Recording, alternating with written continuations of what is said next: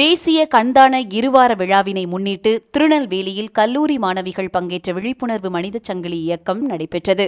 Doctor Agarwal கண் மருத்துவமனை, சாராள் தக்கர் கல்லூரி, ரோஸ்மேரி கல்லூரி ஆகியவை இணைந்து இதற்கு ஏற்பாடு செய்திருந்தனர். பாளையங்கோட்டை வ.உ.சி. மைதானத்தின் முன்பாக நடைபெற்ற இந்த நிகழ்ச்சியில் 250க்கும் மேற்பட்ட மாணவிகள் கைகளை கோர்த்து கண்தான விழிப்புணர்வு குறித்த பிரசுரங்களை பொதுமக்களுக்கு வழங்கினர். இந்த விழிப்புணர்வு நிகழ்ச்சியை திருநெல்வேலி மாவட்ட செஞ்சிலுவை சங்க தலைவர் டி.ஏ. பிரபாகர் தொடங்கி வைத்தார். இந்த மனித சங்கிலி இயக்கத்தில் 2 கல்லூரிகளைச் சேர்ந்த மாணவிகள், அகர்வால் கண் மருத்துவமனை மருத்துவர்கள், பணியாளர்கள், செஞ்சிலுவை சங்கத்தினர் என பலரும் கலந்து கொண்டனர்.